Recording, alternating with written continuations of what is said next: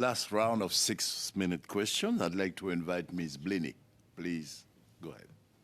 Thank you so much, Chair, and I want to thank all the witnesses who served for your tremendous service.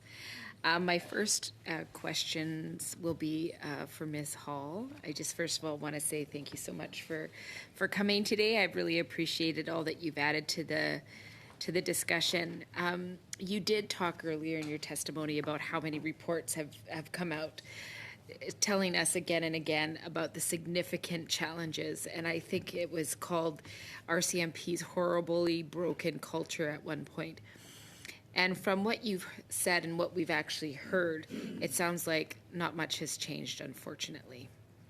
So I think that one of the things that is very clear is we cannot expect healthy women veterans to emerge from the RCMP culture when it is still so toxic and there is still big issues. I think the I said that wrong. The report said toxic and tolerates misogynistic and homophobic attitudes among its leaders and members.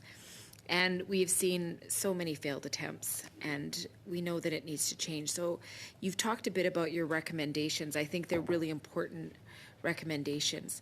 But could you just talk about what needs to happen immediately to make these changes happen? I know there has been some change, but what do you think is the most important to make women feel more seen and also to connect them? You talked about connecting them, and I've heard this from RCMP women serving members or veterans who had no idea that they could get a hold of VAC, had no idea that that was even part of the process.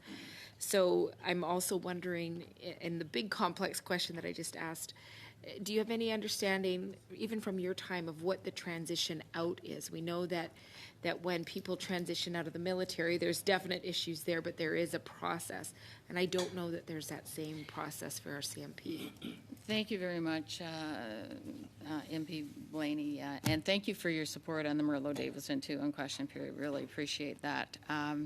So in the transition, it's really, I think that's key, and I think what this committee is looking at are veterans in particular.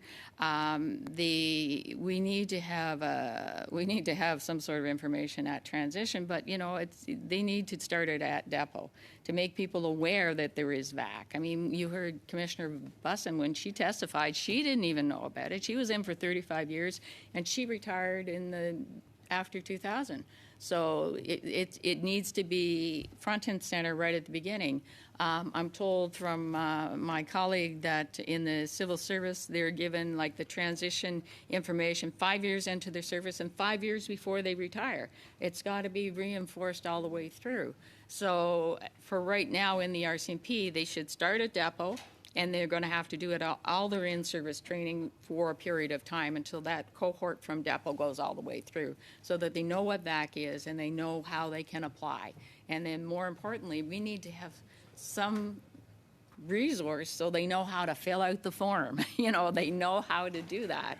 And we don't seem to have that. And part of the police culture is we don't admit when we're hurt. I mean, it's just we're the tough ones. So that is exactly the wrong thing and the wrong mindset to have filling out that form. So we need to have that. So that proactive outreach to women that have already left is really key. But for the serving members and the ones that are coming in, starting at depot, for the ones that are already in all their service training, we definitely need to have that information given out to them.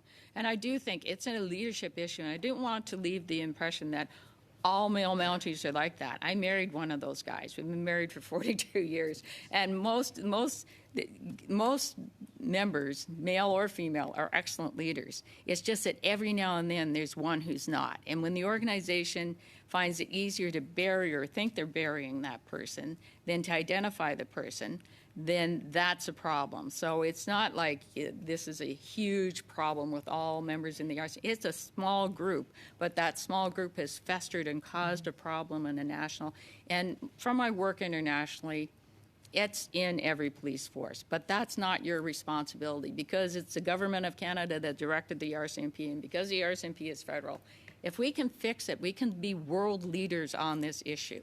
And that's what my group with 22 people from around the world, They all have the problem. They don't have the answers. We've started working on the answers. We can have a made-in-Canada solution here. We can fix this in the RCMP. We can be the world leaders that we were back in 1974 when we started with female Mounties. Well, thank you so much for that. And I know that recently we heard from the RCMP Chief Human Resource Officer Huggins, who appeared before the committee. And when I asked her about support from external sources, which we know on both military and RCMP is something that we really want to see, she talked about the RCMP Management Board.